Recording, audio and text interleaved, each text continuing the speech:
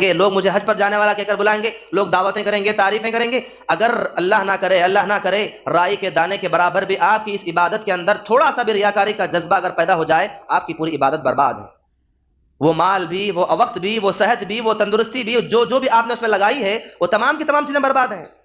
حج کے لیے بنیادی، حج ہی نہیں، آپ ہر عبادت، قربانی کا موقع ہے تو قربانی پر ہم بار بار کہتے ہیں، قربانی سے لے کر لا کر جانور کے ذبح ہو کر قربان ہونے تک انسان کو ڈرنا چاہیے کہ میرے اندر ریاکاری پیدا نہ ہو جائے، کہ لوگ تعریف کریں گے آپ کی، شیطان آپ کے اندر پیدا کر دے گا. فطری چیز ہے یہ. تو حاجیوں کے لیے سب سے پہلی بنیادی چیز اخلاص کے لیے ان کے اندر جذبہ ہونا چاہیے کہ جو میں حج کے جا رہا ہوں اس سے صرف اور صرف مجھے اللہ کو دکھانا ہے. اور یہ اللہ کو دکھانے کا جذبہ انہی لوگوں کے اندر پیدا ہوگا جو تمام لوگوں سے علیحدہ ہو کر اکیلے تنہا جو ہے کسی کو بنا بتائے کے جاتے ہیں. معاشرے میں آج ایک بہت بری رسم کیا عام ہے جانتے ہیں؟ اگر کوئی آدمی اگلے سال حج کو جانا چاہتا ہے، اگلے سال آئندہ سال اگر حج کو جانا چاہتا ہے، اسی سال سے اگر وہ فارم اپلائی کرے گا، بھرے گا آن لائن میں، تو اسی سال سے پروپیگنڈا شروع کہ میں آئندہ سال جانے والا ہوں، آئندہ سال جانے والا ہوں. ایک سال پہلے سے لوگوں سے ملنا، بار بار بولنا میں جانا چاہتا ہوں، میں جانے والا ہوں، تیاری کر رہا ہوں، وہ کر رہا ہوں. اس کے اندر شیطان ریاکاری پیدا کر دے گا آپ کے اندر. کسی کو بتانے کی ضرورت نہیں ہے آپ کو. آپ چاہے حج پر جائے، عمرے پر جائے، کس پر بھی جائے، آپ نماز کے لیے آتے ہیں کہ نماز کے لیے ہر بار لوگوں کو بول کر آتے ہیں کہ نماز پڑھنے جا رہا ہوں.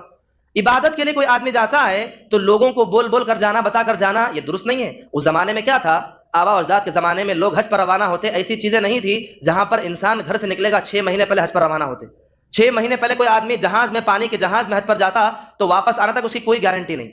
جان سے صحیح آئے گا یا نہیں، کہاں پر پہنچا ہے، کب پہنچا ہے، حج ہوا کیا نہیں، کیا صحت ہے، کیا بیمار ہے، کوئی اس وقت کوئی خبر نہ تھی. تو ایسی صورتوں میں لوگ ملاقاتیں کر کے جاتے. لیکن آج کے زمانے میں پل پل بھر کی خبر آپ کو ملتی ہے، آپ کہاں پر پہنچے ہیں، کہاں پر کھڑے ہیں، کیا کیفیت ہے. ایسے عالم میں خود جا کر لوگوں کو بتانا شریعت اس سے منع کرتی ہے. منع اس لیے کرتی ہے کہ آپ کے اندر ریاکاری پیدا ہو سکتی ہے.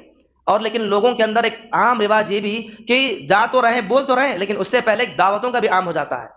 دعوتیں کر کر کے لوگوں کو کھلا کر جانا. ایسی کوئی رسم شریعت کے اندر نہیں کہ آپ حج پر جائیں تو دعوت کر کے جائیں گے.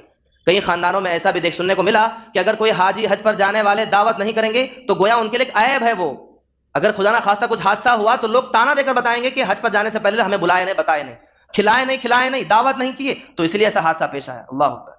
یہ زمانے جاہلیت کی سوچ تھی. آپ عبادت کے لیے جا رہے ہیں، دعوتوں سے پرہیز کریں، لوگوں کو کھلانے سے پرہیز کریں. ان تمام چیزوں کے اندر کیا ہوگا، ریاکاری پیدا ہو جائے گی. شیطان آپ کے دل میں ڈال دے گا، کہیں نہ کہیں ڈال دے گا. لوگ بار بار بلا کر آپ کو دعوتیں دے رہے ہیں، آپ لوگوں کو دعوتیں کھلا رہے ہیں. یہ تمام چیزیں شیطان کے ورغلے میں، شیطان کے ریاکاری پیدا کرنے کے ذریعے کام کرنے والی چیزیں ہیں. انسان کو اس سے پرہیز کرنا چاہیے.